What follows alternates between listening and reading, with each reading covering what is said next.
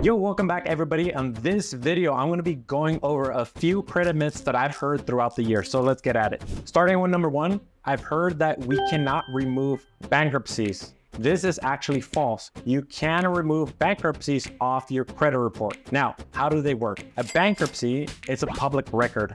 So a public record is something that happens through courts. For example, child support, bankruptcies, judgments, tax liens. It's through the court system, and every single court system throughout the state is completely different, right? It also county-wise. So for example, if I go to the Court of San Diego here, and let's say I file for bankruptcy, it will be through the Court of San Diego, and then the Court of San Diego will then have that on the public records. Now, there is these companies that are credit reporting agencies. One of the most famous ones that not many people know about, but if you're in the credit space, you will know about this. It's called LexisNexis. LexisNexis is another credit reporting agency, just like Experian, Equifax, TransUnion. And what they do is they really focus on collecting public information. So public information, the main credit bureaus are not the ones actively going to the public record sections of every single court out there in the United States. The San Diego court, if I file for bankruptcy there, what it will do is just publish it. You know, open records, right? Public records. And then LexisNexis will scour every single month through these databases, through the public records, and then collect this information like, oh my God, Eddie just filed for bankruptcy in the San Diego court, right? Then they'll put that on the credit report. And then LexisNexis will sell that information over to the three main credit bureaus. And that's how it shows up on your credit report. So how do we dispute bankruptcies? One of the most popular and best ways to be able to dispute bankruptcy or public records off your credit report is by first collecting the information. We need to know which court system, like which court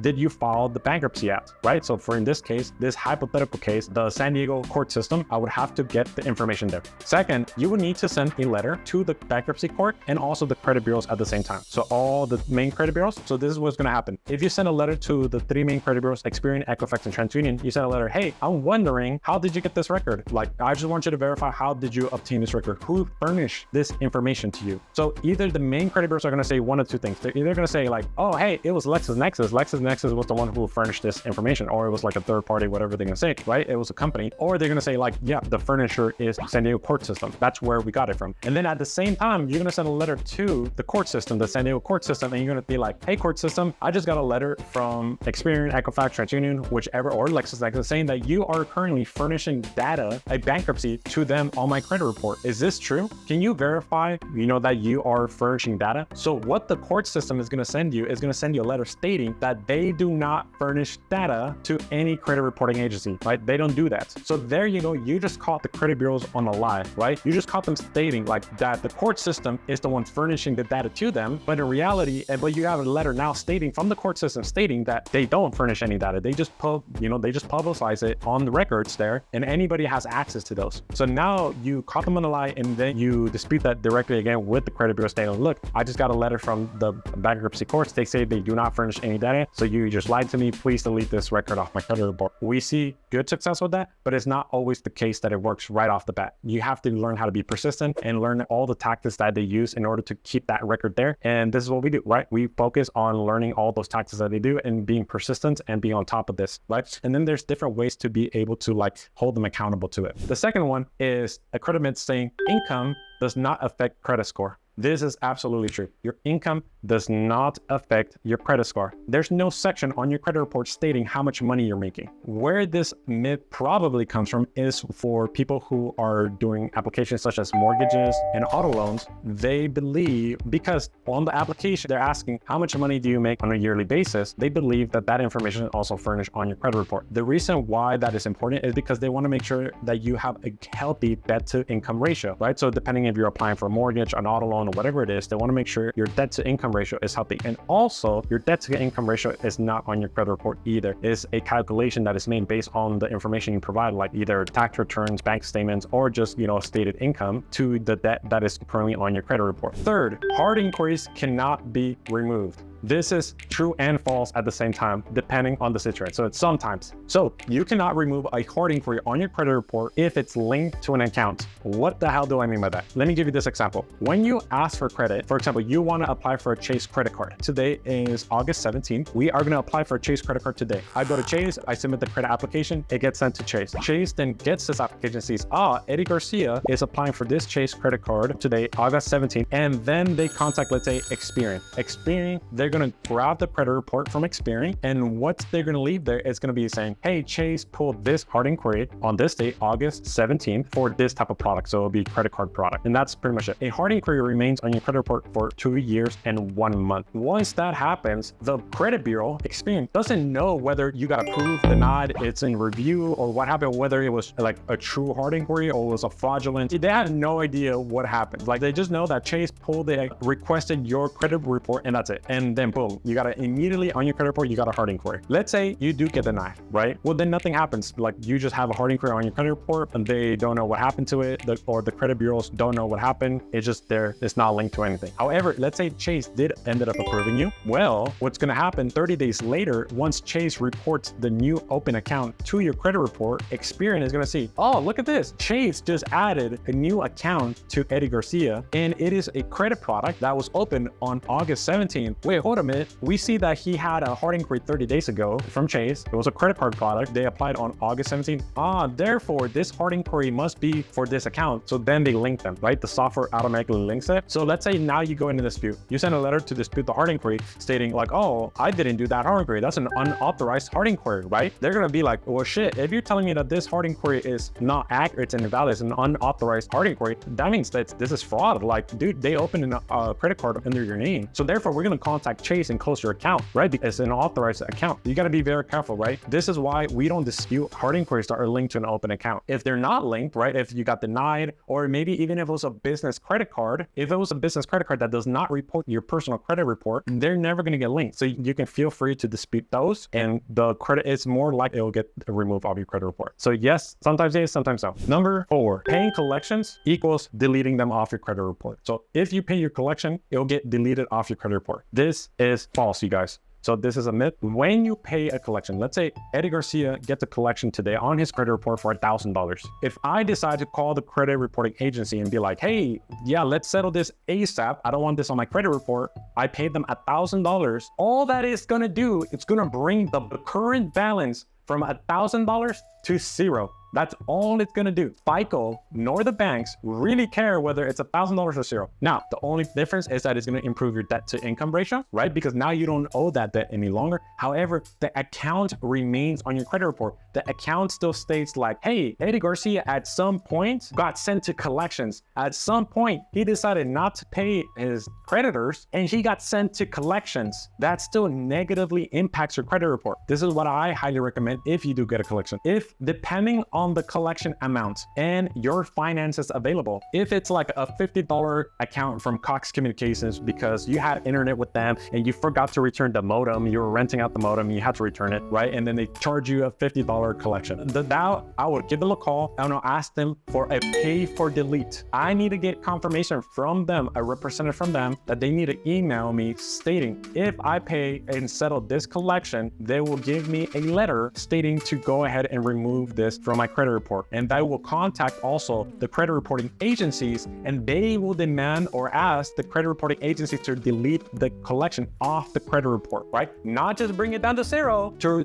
delete the entire account off the credit report. Now, you can do this. Also, some collection agencies may not want to do it for you. Give it a shot. So you give them a call, depending on how much money it is. Let's say if it's $1,000, you can call them, hey, I'll pay $500 right now, settle it, and you delete off my credit report. Now, again, be careful. You have to get absolute confirmation before you get off the phone that they're going to be able to send this to you. Do not get off the phone until you get that confirmation, because, you know, representatives are trained to say whatever they can to make you pay, right? Because a lot of the time for this type of debt, it's like 100% ROI. Sometimes banks just give the debt away for free because they already wrote it off on their taxes, and it's the likelihood of them being able to collect on that money is like close to 0. Make sure that if you're going to pay, it's something something that you can actually afford. Now, if it's more than $1,000 or it's more like 1,500, 2,000, then at that point, I would highly recommend you paying for credit repair first. Because if I can go ahead and remove the account off your credit report, that is way cheaper than paying like $2,000, $3,000, $10,000. I've seen collection accounts up to like $50,000. It's ridiculous. Doing a pay for late at that point is not worth it at all, right? So you contacting them is not worth it at all, because then they're going to be incentivized to go after you because they know that you're incentivized to get this removed off your credit report. You guys got to learn when would be the best situation for you. There's that. Number 5, you cannot remove late payments. This is false. You can absolutely remove almost anything off your credit report. Yes, you can remove everything off your credit report. Late payments, you can definitely remove them off your credit report. Now, there's various ways to go about this. You can go from the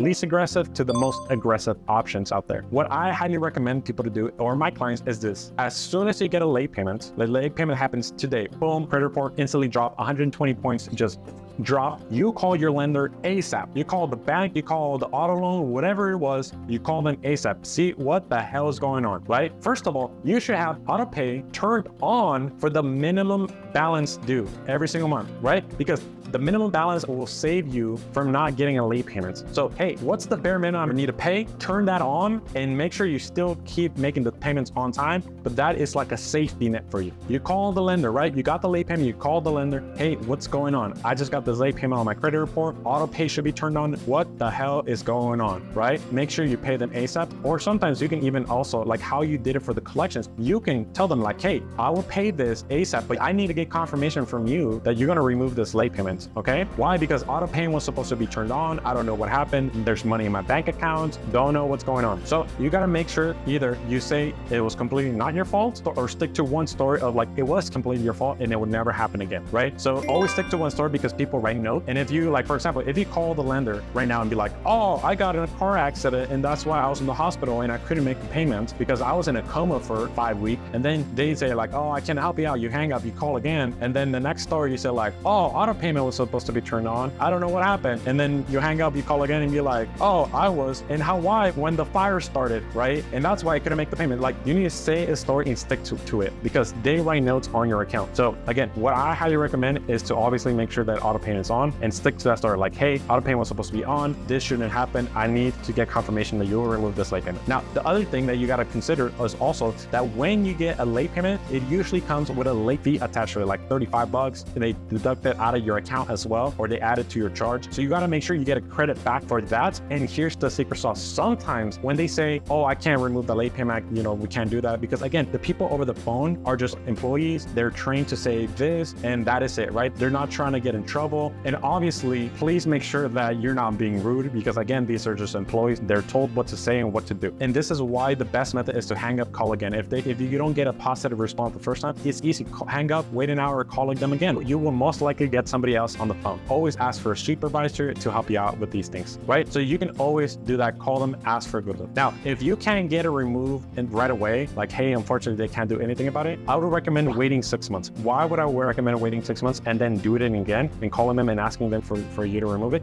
It's because then, for example, when you open the account from the time you got the late payment, let's say it was 5 years. You had the account open for 5 years and you got the late payments. You had 5 years of on-time payments. You had that one-time mistake where the auto payment didn't work. And then you have another 6 months on top of that of on-time payments. Now you can come back and be like, hey, look, supervisor, as you can see, I've always had on-time payments for 5 years. Then the auto payment didn't work for whatever reason. And then I've had on-time payments for 6 months consistently. As you can see, this is not a behavior that I exhibit. Can you please update this? I'm currently trying to buy a house. I'm currently trying to buy a car. I'm trying to do something with my credit right now. And this is harming my reputation, right? So that also shows better to the supervisor, because it looks like you're not just trying to obviously just finagle a late payment out of there. That's what I recommend. If that still doesn't work, you call multiple times, I recommend using CFPB, BBB, Attorney General, filing complaints against them through those mediums. And then lastly, doing credit repair if that still doesn't work. The next myth is you need years in business to get business credit. This is absolutely false. Just to let you guys know,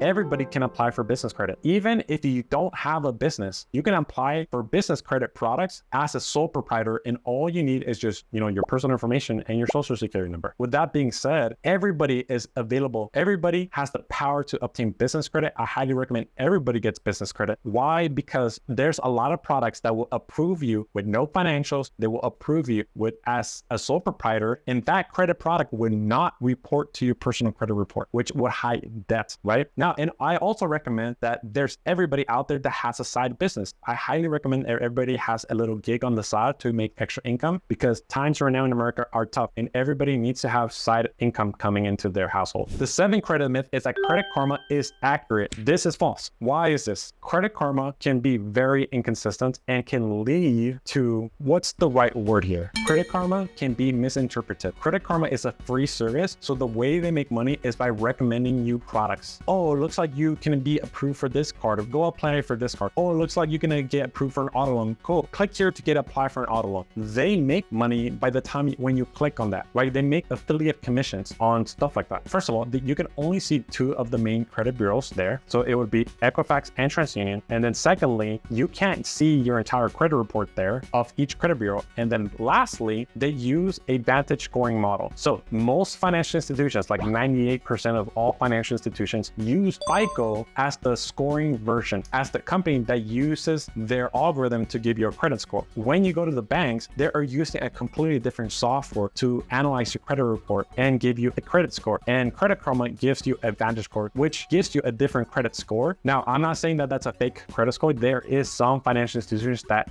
use Vantage. I've seen it. However, it is very rare. In all my years, I've only seen one financial institution use Vantage. So it's very, very rare. It gives you a misunderstanding of how your credit is. I would recommend to have it just because it's a free account and it's sort of accurate. However, it is not the best tool to use if you want to dig into the trenches and make sure that everything is absolutely good with your credit to get approved for whatever you're applying for. The next credit myth is that most people believe that they need perfect credit in order to buy a house. This is false. First of all, there's no such thing as perfect credit. Each credit profile can be curated to be perfect for the type of products you're applying for. So for example, if you are a real estate investor and you mostly want, to get approved for mortgage loans and, revolving lines of credit for renovation projects, then there's a certain way that I'll structure your credit profile. If you are more of the auto loan enthusiast, right? You're the more a car enthusiast and you want to get approved for a lot of auto loans, I will structure your credit report slightly different. Now, is there some fundamentals that you should stick to? Absolutely. There's a lot of fundamentals everybody should stick to, but then right at the end, there's a certain things that I would change for certain people depending on their goals. There is no perfect credit. Now, is there a perfect credit score? Yes, there is the 850 credit score. Now, it also depends on the version of FICO that you're using to analyze, because there's some versions of FICO that actually go up to 900. So again, this concept of a perfect credit score really doesn't exist. I urge you guys to be educated on how credit works. That way, things like this and clickbaity and false advertisement doesn't catch you guys. It doesn't catch you tripping. And the last myth that a lot of people say that hurts me to my soul is that they say that multiple credit cards are bad for your credit or bad for you. This is so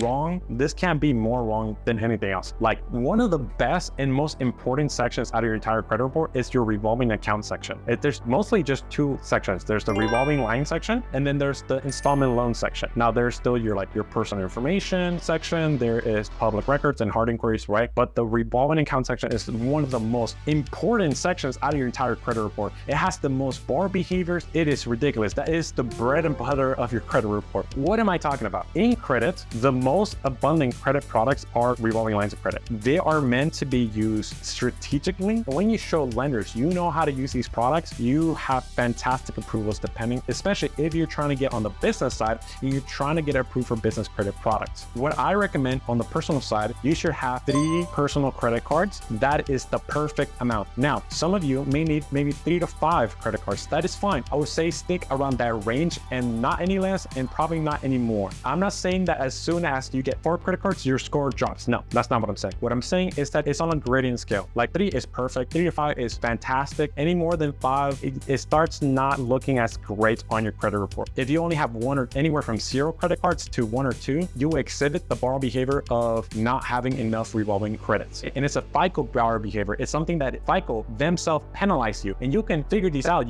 FICO will literally tell you, hey, you don't have enough available credit. You don't have enough revolving credits. If the FICO, the software the banks are using, they're telling you that, dude, go fix that. You need more credit, right? Now, the type of accounts matter, how old they are, the credit limit matters a lot. So many more factors are involved with it. But no, the multiple credit cards do not hurt your credit score or are not bad for your credit score. It's quite the opposite. 3 to 5 is the perfect amount for everybody. I highly recommend that you guys go to major financial institutions like Chase, Bank of America, Wells Fargo, and Citi, because that matters a lot. And they need to be super high credit limits as well. Why? Because this all shows that the biggest financial institutions, you have great financial products with them and they trust you with thousands of dollars. Okay, so that is it for this video. You were able to learn a lot. I hope you guys were able to dispel a lot of these myths. So catch me, subscribe, like, and comment if you guys have any questions, and we'll see you on the next one.